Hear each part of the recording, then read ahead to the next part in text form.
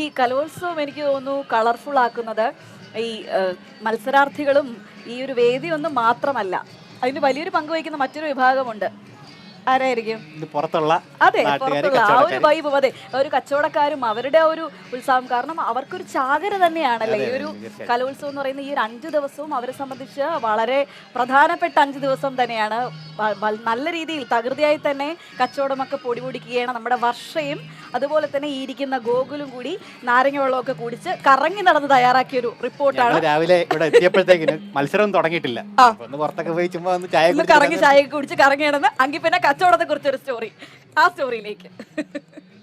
കൊല്ലത്തെ കാര്യം പറയുകയാണെങ്കിൽ എനിക്ക് വളരെയധികം സന്തോഷം തോന്നുന്നു. നല്ല രീതിയിലുള്ള സഹകരണം ഈ കൊല്ലത്തുണ്ട്.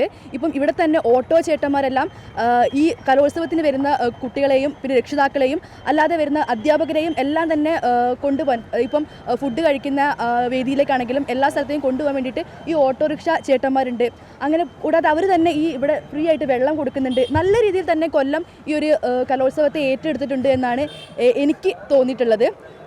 പിന്നെ മറ്റൊരു പ്രത്യേകത എന്താണെന്ന് വെച്ചാൽ ഏതൊരു നാട്ടിലാണെങ്കിലും കലോത്സവം നടക്കുന്ന ആ സ്ഥലത്ത് സംഭവം ഗംഭീരമായിരിക്കും.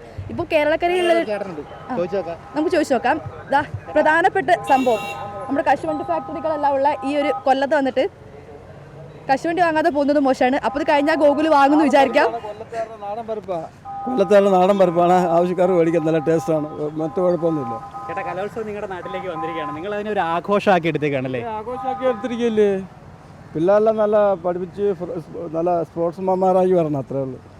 കൊല്ലം എന്ന് പറയുന്നത് കശുവണ്ടിയുടെ നാടാണ് അല്ലേ? അപ്പോൾ അതിൻ്റെ തന്നെ കച്ചവടമാണ് ചേട്ടനല്ലേ? എങ്ങനെയാണ് ഈ കലോത്സവം വന്നതിന് ശേഷം കച്ചവടം കൂടുകയൊക്കെ ചെയ്തിട്ടുണ്ടാവില്ല? കച്ചവടം കൂടുതല, കലോത്സവം വന്നതിന് ശേഷം കച്ചവടം വെച്ചിട്ട് കൂടുതല. എന്തായാലും നിങ്ങൾ ആ ഒരു ഒറ്റക്കെട്ടായിട്ട് ആ ഒരു കലോത്സവത്തെ ഏറ്റെടുത്തല്ലേ? അതെ, ഓക്കെ ഏട്ടാ, സന്തോഷം ഉണ്ടായിരുന്നു. അപ്പോൾ അങ്ങനെ തന്നെയാണ് നമ്മൾ ഇപ്പോൾ എല്ലാവർക്കും ഇവർക്കെന്ന് പറഞ്ഞാൽ ഒരു ഉത്സവം മാത്രമല്ല, ഇവർക്ക് ഇവരുടെ ജീവനം അല്ലെങ്കിൽ ജീവിതോപാധികൾ വർദ്ധിക്കുന്ന അല്ലെങ്കിൽ അതിന് വേണ്ടിയിട്ടുള്ള സാഹചര്യങ്ങൾ വർദ്ധിക്കുന്നു. കൂടുതൽ ആൾക്കാർ അല്ലെങ്കിൽ ഒരുപക്ഷെ സംസ്ഥാനത്ത് നിന്ന് മുഴുവനുള്ള ആൾക്കാർ കേരളത്തിൽ അല്ലെങ്കിൽ കൊല്ലം കേന്ദ്രത്തിലേക്ക് എത്തുന്നു. അതൊക്കെ തന്നെ ഇവിടുത്തെ നാടിന് വലിയ വികസനം അടക്കം അതൊക്കെ സാധ്യമാക്കുമെന്നാണ് ഇപ്പോൾ ഇവരുടെ തന്നെ ഉദാഹരണമായിട്ട് പറയുന്നത് അല്ലേ? എന്തായാലും നമുക്കൊന്ന് കുറച്ച് നേരം നടന്നു നോക്കാം അല്ലേ? അത് പ്രധാനപ്പെട്ട മറ്റൊരു കാര്യം, ഈ കച്ചവടക്കാർക്ക് ഇതൊരു വലിയ ആഘോഷമാണ്. കാരണം എന്താണെന്ന് വെച്ചാൽ ഒരുപാട് പേര് ഈ കൊല്ലത്തേക്ക് എത്തുന്ന സമയത്ത് അതുപോലെ അവിടെയുള്ള ചായക്കടക്കാർക്കാണെങ്കിലും മറ്റുള്ളവർക്കാണെങ്കിലും വളരെയധികം ഒരു കച്ചവടം കൂടുന്നൊരു സമയമാണ്. നമുക്ക് ഇവിടെ ഒരു ചായക്കട നടത്തുന്ന ശൂഭിച്ചേട്ടനുണ്ട്, നമുക്ക് ചേട്ടനോട് തന്നെ ചോദിച്ചു നോക്കാം. ചേട്ടൻ എങ്ങനെയുണ്ട്? നല്ല കച്ചവടമാണ്. കൊല്ലംകാർക്ക് ഇപ്പം ഒരു ഉത്സവ അന്തരീക്ഷമാണ്. നല്ല പല നാട്ടിൽ വരുന്ന ആൾക്കാരെ കാണാൻ ഒരു സന്തോഷം, പിന്നെ പിള്ളേരുടെ പല വേഷങ്ങൾ ഇങ്ങനെ വരുമ്പോൾ നമുക്കൊരു സന്തോഷം. നല്ല കച്ചവടമുണ്ട്. അപ്പം കച്ചവടം പൊടിക്കുന്നുണ്ടെന്നാണ് ശുഭിച്ചേട്ടന് പറയുന്നത്.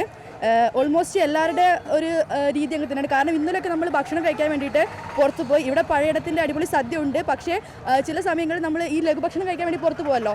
അങ്ങനെ പുറത്ത് പോയ സമയത്ത് കടകളിലൊന്നും ഭക്ഷണം കിട്ടാനില്ല, ലഘുഭക്ഷണങ്ങളൊന്നും കിട്ടാനില്ല. അപ്പോൾ അത്രയും അധികം ആളുകൾ വരുന്നു എന്ന് തന്നെയാണ് സൂചിപ്പിക്കുന്നത് അല്ലേ? അതെ, പിന്നെ തീർച്ചയായിട്ടും അത് തന്നെ.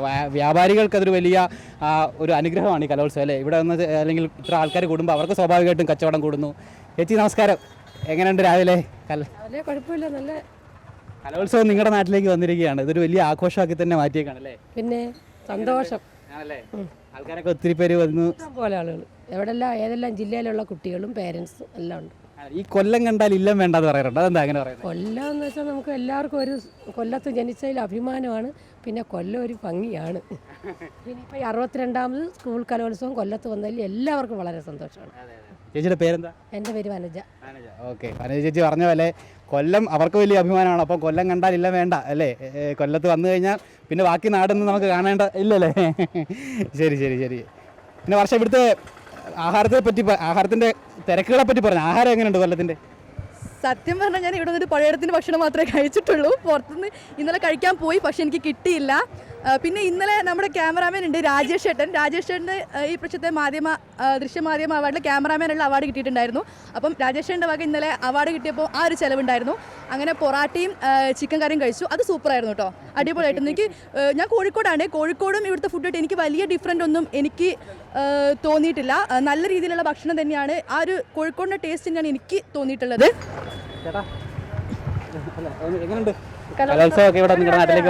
ഞങ്ങളിവിടെ ഡ്യൂട്ടിക്ക് വന്ന പോലീസുകാരാണ്. കുഴപ്പമില്ല, നല്ല അന്തരീക്ഷവും കൊള്ളാം, നല്ല ഫുഡൊക്കെയാണ്. ജനങ്ങളുടെ ഭാഗത്തു നിന്നൊക്കെ കൃത്യമായിട്ട് സഹകരണമൊക്കെ ഉണ്ടാകും? നല്ല സഹകരണമുണ്ട്. നിങ്ങൾ സാർ എവിടെ നിന്ന് വരുന്നത്? ഞാൻ തിരുവനന്തപുരം. പാലോട് എന്ന് പറയുന്ന സ്ഥലത്ത് നിന്നാണ്. തിരുവനന്തപുരം വരെ ഇവിടെ കാണുമല്ലേ? കാണും, 8 തീയതി വരെ ഉണ്ട്. എത്ര പോലീസുകാരുണ്ട് സാർ ഇവിടെ ഡ്യൂട്ടിക്ക് കലോത്സവത്തിന് മാത്രം? 2000 കൂടുതൽ പോലീസുകാർ ഉണ്ട്. ഉണ്ടല്ലേ? നല്ല സന്തോഷം സാർ. എന്തായാലും അവർ സൂചിപ്പിച്ചതുപോലെ തന്നെ ക്രമസമാധാന നില അത് കൃത്യമായിട്ട് മുന്നോട്ട് പോയിക്കൊണ്ടിരിക്കുകയാണ്.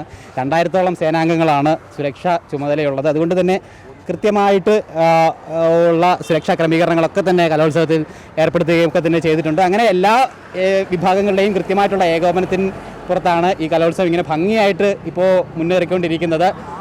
ഇനിയിപ്പം നമ്മൾ ഈ കൊല്ലത്തിൻ്റെ പരിസരത്തൊക്കെ തന്നെയാണ്, ഈ മെയിൻ വേദിയായിട്ടുള്ള ആശ്രാമ മൈതാനത്തിൻ്റെ പരിസരത്തൊക്കെ തന്നെയാണ്. അപ്പം നമ്മൾ താമസിക്കുന്നത് കുറച്ച് അപ്പുറത്തോട്ടൊക്കെ മാറിയാണ്. അപ്പം അങ്ങോട്ടൊക്കെ ഉള്ള യാത്രയിൽ ഭംഗിയായിട്ടുള്ള സ്ഥലങ്ങൾ കണ്ടല്ലേ? നമുക്ക് ഈ കരിക്ക് ചേട്ടൻ്റെ അടുത്ത് ചോദിക്കാം, കാരണം നല്ല ചൂടല്ലേ, കരിക്കിന് എന്തായാലും നല്ല ചിലവായിരിക്കും. അപ്പോൾ നമുക്ക് ചേട്ടൻ്റെ അടുത്ത് കൂടി ചോദിക്കാം എങ്ങനെയുണ്ട് കലോത്സവം പൊടി പഠിച്ചോന്ന്. ചേട്ടാ എങ്ങനെയുണ്ട്? നല്ല ചൂടായതുകൊണ്ട് ഒരുപാട് പേര് കരിക്കിന് വരുന്നുണ്ടായിരിക്കും. കൊണ്ട് കരിക്ക് ഇഷ്ടം പോലെ വരുന്നുണ്ട്, ആൾക്കാർ വന്ന് കരിക്ക് കുടിക്കുന്നുണ്ട്. പിന്നെ കരിക്കാണല്ലോ മെയിനുള്ള ഒരു കാര്യം. ബാക്കി ട്രെൻഡ്സുകളെല്ലാം ഇപ്പോൾ ഒഴിവാക്കിയിട്ട് ഇപ്പോൾ കരിക്കിലോട്ടാണ് ആൾക്കാർ ഉദ്ദേശിക്കുന്നത്.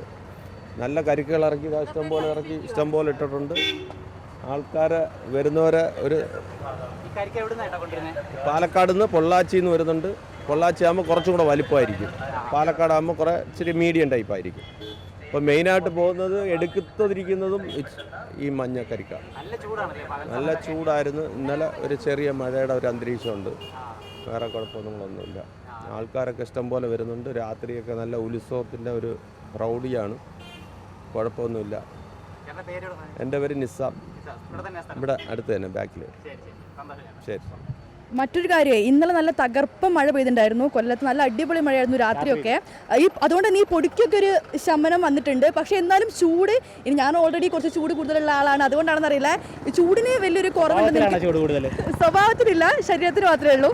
അപ്പം അതുകൊണ്ട് എനിക്ക് ചൂട് കുറഞ്ഞതായിട്ട് തോന്നുന്നില്ല. മഴ പെയ്തു, പൊടിക്കൊക്കെ ഒരു ശമനം വന്നിട്ടുണ്ടെന്ന് തോന്നുന്നുണ്ട്. അതെ അതെ, ഈ പ്രധാനപ്പെട്ട ഈ 1-ാം നമ്പർ വേദിയിലായിരുന്നു ഏറ്റവും കൂടുതൽ പൊടിശല്യം കഴിഞ്ഞ ദിവസങ്ങളിലൊക്കെ അനുഭവിച്ചത്. എന്തായാലും മഴ പെയ്തതുകൊണ്ട് ആ പൊടിയൊക്കെ ഒന്ന് കുറഞ്ഞിട്ടുണ്ടെന്ന് തന്നെയാണ് പ്രതീക്ഷിക്കുന്നത്. ഇനിയിപ്പോൾ രാവിലത്തെ കാലാവസ്ഥ എങ്ങനെയാവുമെന്ന് അറിയില്ല, എങ്കിലും നല്ലൊരു പൊതുവെ ഒരു ശാന്തമായിട്ടുള്ള അന്തരീക്ഷം തന്നെയാണ്. തണുപ്പുണ്ട്, അല്ലെങ്കിൽ ചൂടിനൊരു ചെറിയ മാറ്റം കിട്ടിയിട്ടുണ്ട്. നമ്മളെന്തായാലും തിരിച്ച് നമ്മുടെ കലോത്സവം നടക്കുന്ന ആ ആശ്രാമ മൈതാനത്ത് തന്നെ വന്നിട്ടുണ്ട്. എന്തായാലും ആ പൊരിഞ്ഞ ചൂടാന്ന് പറഞ്ഞു, അതിനോടൊപ്പം തന്നെ മത്സരത്തിൻ്റെ ചൂടും ഇങ്ങനെ കനത്തുകൊണ്ടിരിക്കുകയാണ്. ഓരോ നിമിഷം ചെല്ലുന്നതോറും 14,000-ലധികം പ്രതിഭകളാണ് അവരുടെ ആ കഴിവ്, കലാപരമായിട്ടുള്ള കഴിവ് പ്രകടിപ്പിച്ചുകൊണ്ടിരിക്കുന്നത്. വീറുറ്റ പോരാട്ടം തന്നെ നടന്നുകൊണ്ടിരിക്കുകയാണ്. ഇന്നെന്തൊക്കെയാണ് പ്രധാന മത്സരങ്ങൾ? ഇവിടെ ആശ്രമ മൈതാനത്ത് ഇന്ന് പ്രധാനമായിട്ടും മോഹിനിയാട്ടം തന്നെയാണ്. നമുക്ക് ഇന്നലെ കുറച്ച് ലേറ്റ് ആയിരുന്നു, അതായത് മോഹിനിയാട്ടം തുടങ്ങാൻ പറഞ്ഞ സമയത്ത് തുടങ്ങാൻ പറ്റിയില്ല, കാരണം ഉദ്ഘാടന പരിപാടികളെല്ലാം ഉള്ളതുകൊണ്ട് തന്നെ കുറച്ച് ലേറ്റ് ആയിരുന്നു. പക്ഷേ എന്തായാലും കലോത്സവം കൊല്ലം പൊടി പൊടിക്കുകയാണ്. മത്സരങ്ങൾ അങ്ങനെ പൊടി പൊടിക്കുകയാണ് വർഷം സൂചിപ്പിച്ചതുപോലെ തന്നെ. എന്തായാലും വരും ദിവസങ്ങളിലും ശക്തമായിട്ടുള്ള മത്സരം തന്നെ മത്സരാർത്ഥികളുടെ ഭാഗത്തു നിന്നുണ്ടാവും. ഒപ്പം ജനപങ്കാളിത്തമാണ് നമ്മൾ ആദ്യം സൂചിപ്പിച്ചതുപോലെ തന്നെ. കൊല്ലംകാർ മുഴുവൻ ഈ ഒരു കലോത്സവത്തെ ഏറ്റെടുത്തിരിക്കുകയാണ്. മാത്രമല്ല കേരളത്തിൽ അങ്ങോളം ഇങ്ങോളമുള്ള എല്ലാ ജില്ലകളിൽ നിന്നുമുള്ള ആളുകൾ ഈ കൊല്ലത്തേക്ക് എത്തിച്ചേർന്നുകൊണ്ടിരിക്കുകയാണ്. വലിയൊരു സാംസ്കാരിക ആഘോഷമാക്കി തന്നെ ഈ കലോത്സവത്തെ മുഴുവൻ ജനങ്ങളും വരവേറ്റിരിക്കുകയാണ്.